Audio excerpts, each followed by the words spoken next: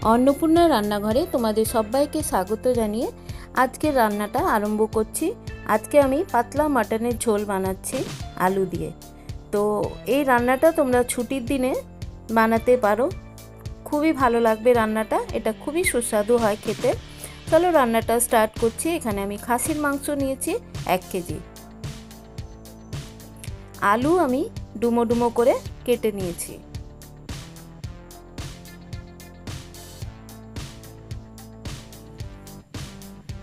এখানে আমি পেঁয়াজ কেটেছি, টমেটো কেটেছি।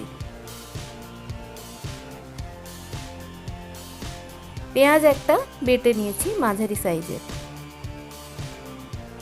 রসুন বাটা নিয়েছি 1 কোয়া। আদা বাটা নিয়েছি 1 ইঞ্চি। হলুদ গুঁড়ো নিয়ে নিয়েছি। আর এখানে আমি জিরে আদা বাটা নিয়ে নিয়েছি আলাদা করে। নুন নিয়েছি স্বাদ মতো। চিনি নিয়েছি হাফ চা চামচ। গরম মশলা একটু বেটে রেখে দিয়েছি। এখানে আমি গোটা গরম মশলা নিয়েছি, তেজপাতা নিয়েছি, জিরে নিয়েছি ফোড়নের জন্য। সরষের তেল দিয়ে রান্না করব। তাকে খুব ভালো করে ধুয়ে নিয়েছি, আলুগুলোকেও খুব ভালো করে ধুয়ে নিয়েছি। এখন আমি আলুগুলোর উপরে নুন হলুদ মাখিয়ে নেব।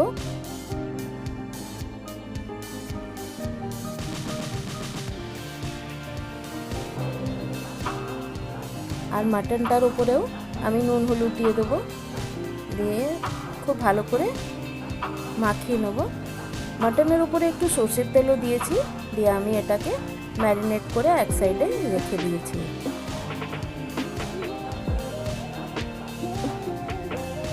চলো আজকে রান্নাটা স্টার্ট করছি।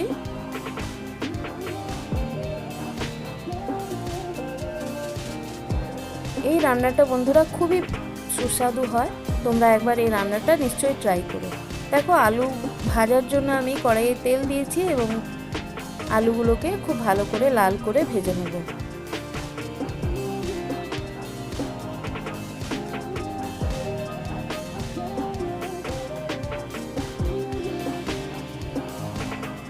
দু পিঠ লাল করে ভাজা হয়ে গেলে আলুগুলোকে তুলে রেখে নেব।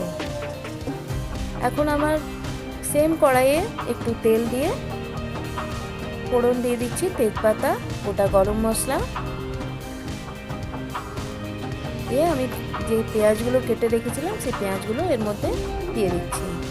পেঁয়াজগুলো হালকা ভাজা হয়ে গেলে আমি এর মধ্যে মাটনটা দিয়ে দেবো। মাটন আর পেঁয়াজ খুব ভালো করে আমি ভাজবো।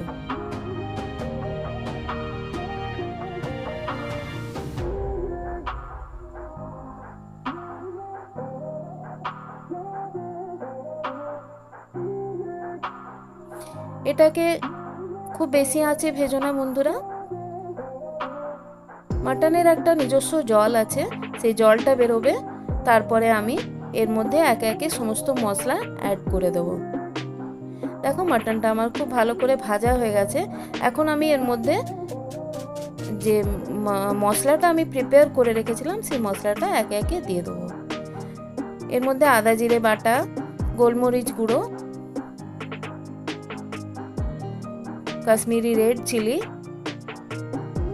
ধনে গুঁড়ো, পেঁয়াজ বাটা, জিরে গুঁড়ো, লঙ্কা গুঁড়ো, কাঁচা লঙ্কা গোটা দিয়েছি।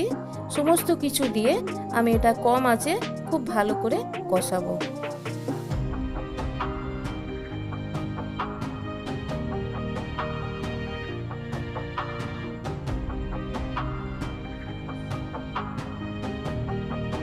ঢাকা চাপা দিয়ে দিয়ে মাংসটা একটু সময় দিয়ে কষাতে হবে। দেখো মাংসটা আমার খুব সুন্দর কষানো হয়ে গেছে, সাইড থেকে তেলও বেরিয়ে গেছে।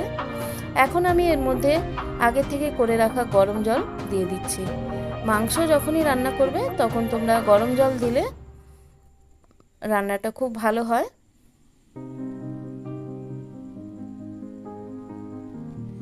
তো পরিমাণ মতো যতটা ঝোল লাগবে সেরকম অনুযায়ী তোমরা মাংসের মধ্যে জলটা দিয়ে দিও। মাংসটা আমার অর্ধেক সেদ্ধ হয়ে গেছে, আমি এর মধ্যে আলু দিয়ে আর ঢাকা দিয়ে সেদ্ধ হতে দেবো কম আছে। আলু দিয়ে মাংসর ঝোল আমার রেডি হয়ে গেছে, সার্ভ করে নিচ্ছি। দেখো কত সুন্দর দেখতে হয়েছে আমার রান্নাটা। আজকের রান্না যদি তোমাদের পছন্দ হয় তাহলে তোমরা আমার চ্যানেলে যেও, আর আরও নিত্য নতুন রান্না পেতে হলে তোমরা আমার চ্যানেলটাকে সাবস্ক্রাইব করতে ভুলো না কিন্তু বন্ধুরা। আর এভাবেই আমার সাথে থেকো, আবারও ফিরে আসছি একটা নতুন রেসিপি নিয়ে। আজকের মতো এখানেই শেষ করছি।